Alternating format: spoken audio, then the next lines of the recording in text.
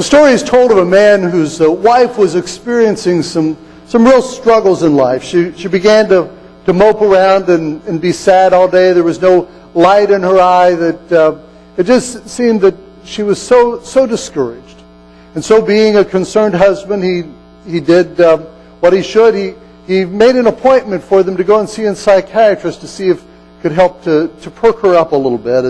And so it wasn't long after they arrived in the doctor's office that he began to gain insight into what the problem was.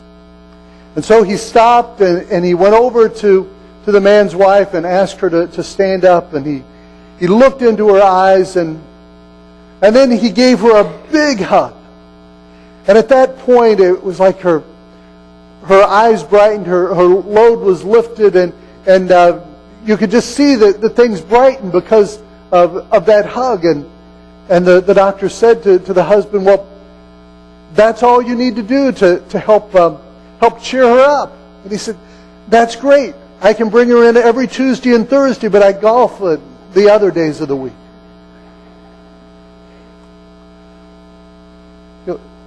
Depression is one of the most common emotions that is emotional problems that is experienced in America today. Now, even though we laugh about the story I just told, depression is not funny. And there are many facets of depression and even different levels of depression. There are times that all of us have faced something that is a hurdle, as a speed bump, as a discouragement in life, and we're able to pass over that fairly quickly. Maybe it's an issue that that hurdle in life is important to us, but yet it passes. Yesterday was with the high school band in Plainfield, and they were competing in the semi-state band contest, and there were 20 bands, the best 20 bands in the state of Indiana in Class C that were competing there, and the top 10 bands would advance on to the state finals next Saturday at Lucas Oil Stadium. And of the 20 bands that were there, only half of them would advance, so half of the bands were disappointed yesterday. Twin Lakes was one of those bands that were disappointed as they placed 11th, just one place out of going. They were so close, and there was a lot of disappointment. And I think even though it was disappointing, many of them will get over that in fairly short order. But I know that I've talked with some high school band members from 10 years ago, 12 years ago, when they missed going to state, and they're still talking about that disappointment that happened. It hurts, doesn't it, Alex? Yeah. So there are disappointments that come in life, but some of them we can kind of get over fairly quickly. Sometimes there are situations that come in life, and we experience situational depression because of a hardship, because of a grief, a loss, maybe a close friend or a relative dies, and we find ourselves depressed because of that. But before my father died, I'd never really experienced much depression in my own life. And after my father died, it seemed that life was going along at a regular speed, or sometimes even feeling like it was going in fast forward, but I was just kind of moving along in slow motion. It was hard to be motivated, hard to focus, and because I'd never really dealt with depression in my life personally, it took me nearly 6 weeks to figure out what was going on. But depression, like that, sadness following a grief, a loss, is normal. And yet, at that point, what I told myself was that if 3 months went by after my father's death and I wasn't coping better with the grief, if I was still feeling the depression, I needed to do something to get some help. There's a normal part of that sadness that was the normal grieving process, but if I couldn't get beyond it, I needed to get some help. In preparation for last week's sermon as well as today's sermon, I talked with Dr. Henney, and and he gave me some insights on the topic. And his suggestion was that maybe 6 to 10 weeks is a good time frame. That if we're just not able to get beyond something that continues to bring depression in our life, maybe that's a time we need to consult a doctor, consult a counselor, someone that can maybe help us to get over that hump. There's also a depression that's not caused by a situation or circumstance, but it's a depression that's caused by a chemical imbalance.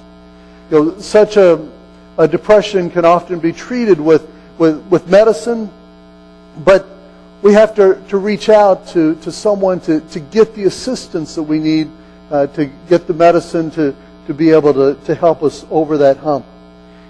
Dr. Henney said that many people believe that they can think their way out of depression. But if there's a chemical imbalance, there's no way that you can think hard enough to make that chemical imbalance change in your life. And so you need to get a little help there. If someone has chest pains because of a clogged artery around their heart, most of us are willing to go to the doctor and get that opened up so that we don't have the chest pain anymore. But for some reason, when it comes to emotional pain, we're more hesitant to go and seek professional assistance. I said earlier that depression is no laughing matter. When we have a friend or a family member who's suffering from depression, we may need to encourage them to seek professional advice, professional help. Like the man in the story, though, it may also be an issue that we can play an important role. We can play an important role as we encourage, as we listen, maybe even at times giving that hug at the appropriate time. The Psalms are filled with raw emotion. The psalmist calling out to God in the midst of their pain, calling out to God in the midst of their struggles. The writer of the psalmists don't have everything figured out, but they're often working through their struggles. This morning I want us to look together at Psalm 22. Maybe you can take your Bible or take the Pew Bible there and find Psalm 22. The easiest way to find Psalms is just to open your Bible to the middle, and you should be in Psalms, and then look for Psalm chapter 22. The psalmist wrote, my God, why have you forsaken me? Why are you so far from saving me, so far from the words of my groaning? Oh my God, I cry out by day, but you do not answer, by night, and am not silent. Yet you are enthroned as the Holy One. You are the praise of Israel. In you our fathers put their trust. They trusted, and you delivered them. They cried out to you and were saved. In you they trusted and were not disappointed. In this psalm, the first thing that I notice is just the honesty of the psalmist before God. He pours out his heart and he says, my God, why have you forsaken me? When we're depressed or discouraged, I believe that often the first thing that we want to do is to deny it.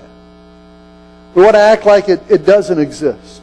Maxie Dunham has said one of the problems with Christians is that we think there is something wrong with our Christian experience if we admit that we're not on top.